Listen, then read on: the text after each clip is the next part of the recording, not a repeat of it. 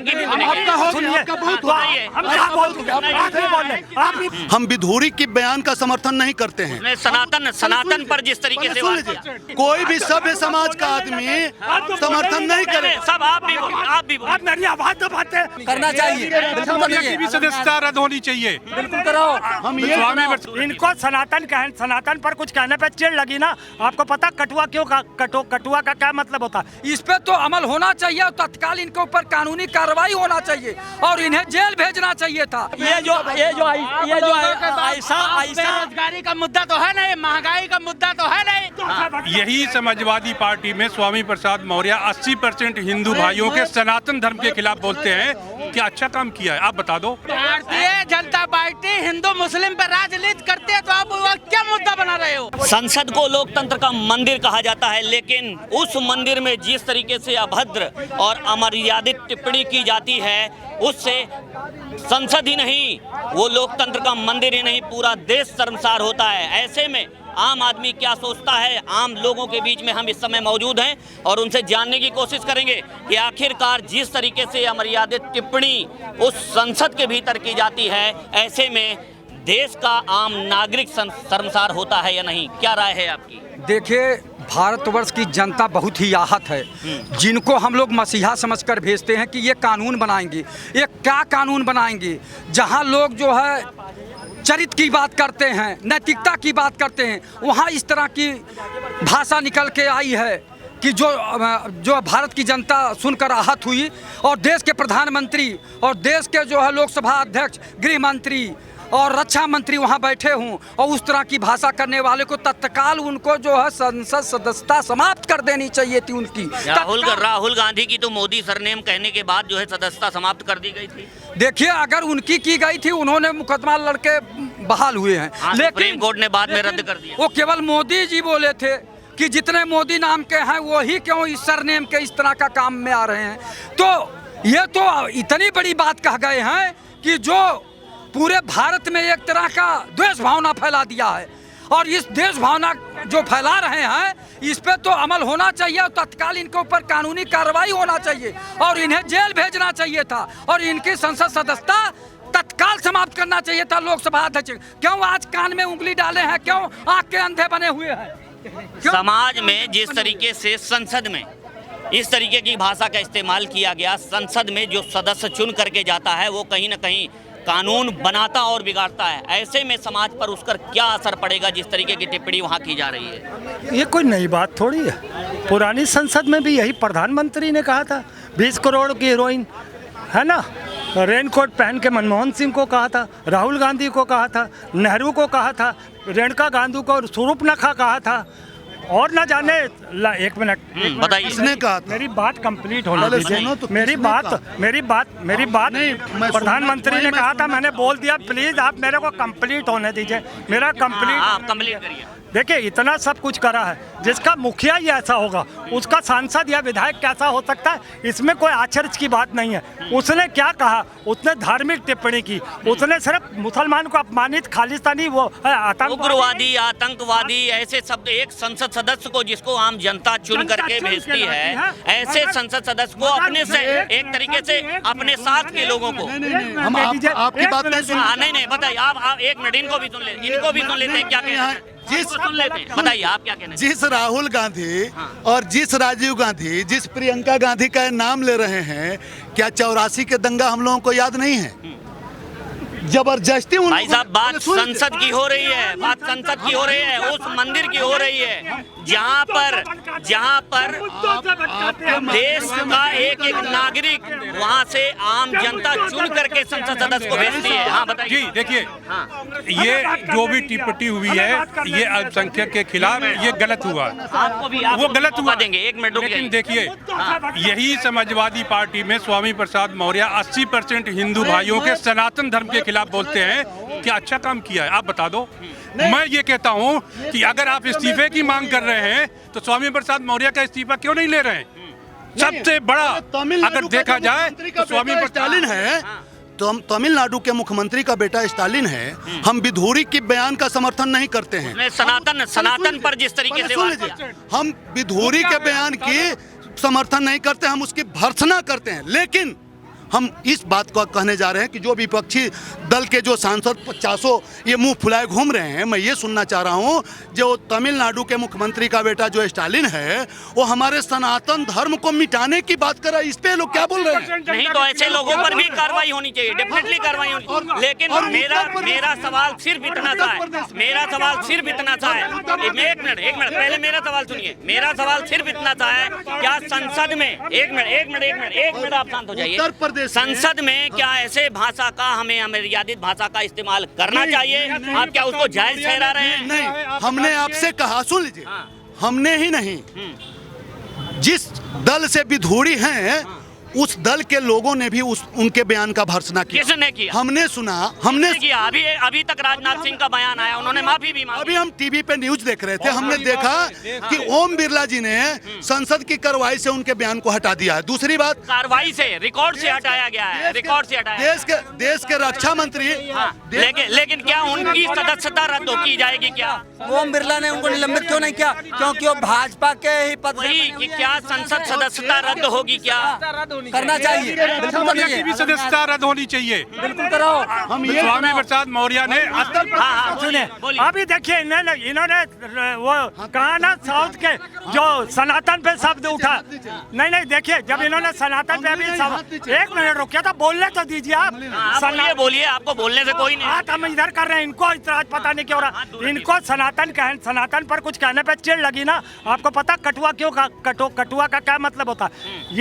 ये खतना होता है मुसलमानों में, वो एक धर्म की प्रक्रिया है।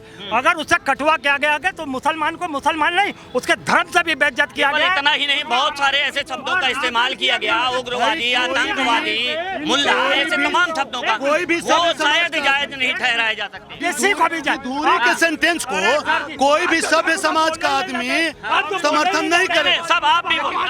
आप मेरी आवाज दबाते हैं। कोई आवाज आपकी नहीं दबा रहा है, किसी की कोई आवाज नहीं दबाई जा रही। यहाँ जो चीज है सबकी बात, आपकी भी सुनी जा रही है, दूसरे की भी सुनी। आवाज क्यों दबाते? आप मेरी आवाज क्यों दबाते? मैं ये कहता हूँ, जब आप केवल आपकी नहीं सुनी जाएगी, गलत बात नहीं, केवल आपकी नहीं, हम सबकी सुनेंगे, इनकी भी सुनेंगे, आपकी भी, इनकी भी सुनेंगे। सुनिए, हम क्या बोल रहे हैं? आप ही बोल रहे, आप ही बोल रहे, इनकी भी सुनेंगे। हाँ, आप किसी मुद्दे पर बात करिए, किसी रास्ते पर आप बात करिए। किसी ये मुद्दा नहीं है। आम जनता चुन करके उनको भेजती है संसद में, क्या उनको ऐसा बयान देना चाहिए? जायज है क्या?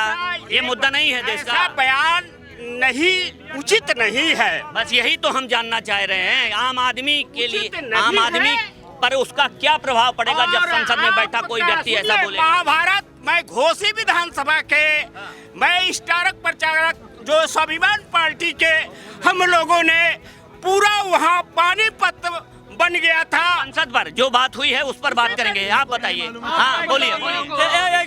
ये जो ऐसा बेरोजगारी का मुद्दा तो है नहीं, महंगाई का मुद्दा तो है नहीं, सारे मुद्दे हैं। बेरोजगारी, महंगाई पर भी हमने बात की। जो आज संसद में जो बात हो रही है हम उस पर बात करने आ जाए। आप बिल्कुल गलत। अब जो मेन मुद्दा जब ये मुद्दा नहीं है, कोई मुद्दा नहीं है। क्यों मुद्दा नहीं है? संसद में अगर एक सांसद अब शब्दों का इस्तेमाल करेगा, भारतीय जनता पार्टी हिंदू मुस्लिम पे राजनीति करती है तो आप वो क्या मुद्दा बना रहे हो?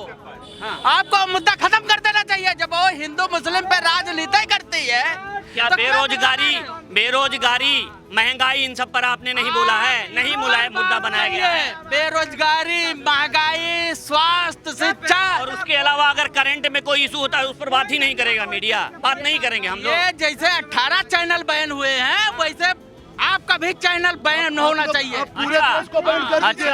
आप पूरे को भी बैन कर दीजिए, सब कुछ बैन कर दीजिए। किसी की आवाज ही ना सुनाई जाए। मेन मुद्दा नहीं समाज के सामने रखते हो जो मेन मुद्दा है। देश को बैन कर दीजिए। आप लॉलीपॉप देते रहिए, भाजपा के लोग लॉलीपॉप देते रहिए, पूरे देश को महंगाई को बढ़ाते रहिए, महंगाई बढ़ाते रहिए और गरीब जनता दबाई जाए, कुचली जाए।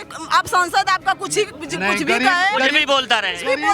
सरकार बहुत ताकि वो बात ना की जाए। लंच कर दी, ओबीसी आरक्षण कहाँ गया? बहुत कुछ अब कर रहे हैं। महिलाओं का OBC गरीब के लिए ये गरीब की ही सरकार है, ये तो मानना पड़ेगा। हम सारी बातों को स्वीकार करते हैं। हमारा पूछने का मतलब है क्या ये बात जायज है संसद में इस तरीके की नहीं बात? नहीं आप एक बार गांव में बोलिए नेताजी को कि एक बार गांव में जाए, गरीबों से FIR होना चाहिए और उसको तत्काल जो है संविधान का उल्लंघन करने वाले को मतलब जो है कठोर कानूनी कार्रवाई करना चाहिए। माननीय प्रधानमंत्री जी को हम इस पर निवेदन करना चाहते हैं।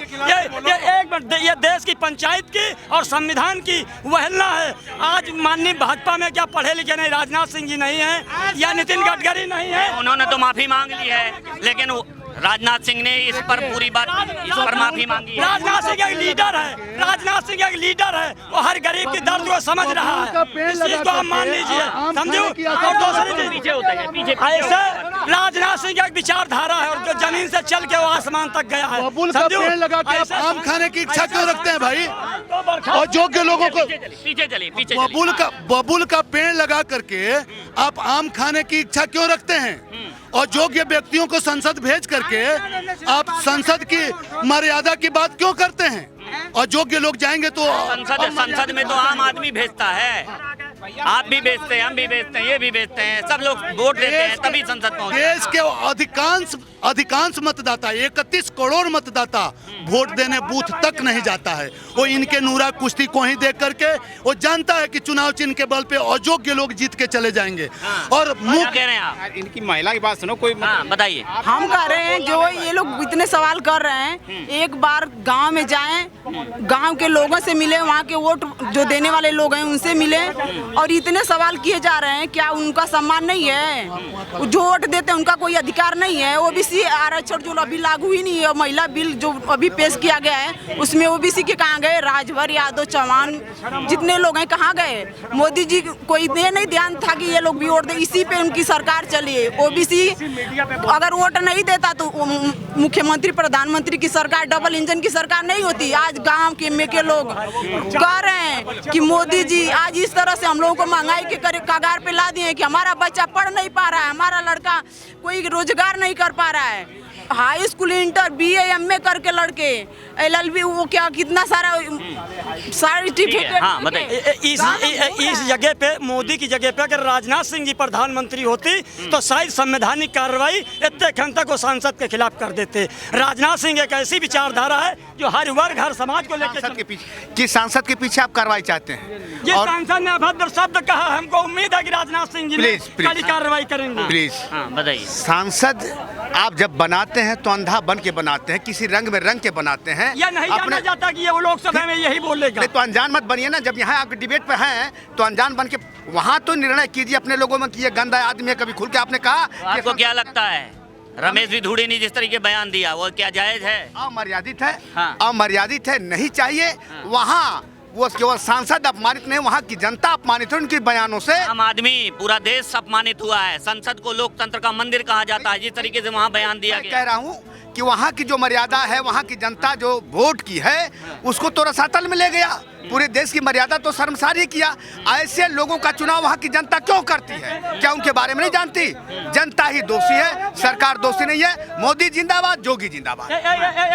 तो आपने देखा जिस तरीके से रमेश विधुड़ी ने संसद में अमर्यादित टिप्पणी की है, अमर्यादित बयान दिया है एक अपने सहपाठी सांसद के लिए, उसको लेकर के जनता में आक्रोश भी है। कुछ लोग उसका पक्ष भी ले रहे हैं, तमाम मुद्दों की बात कर रहे हैं, लेकिन किसी भी हाल में ऐसे बयान को जायज नहीं ठहराया जा सकता। और ऐसे में वो चाहे किसी भी पार्टी का सांसद क्यों ना हो, उस पर कार्रवाई जरूर बनती है।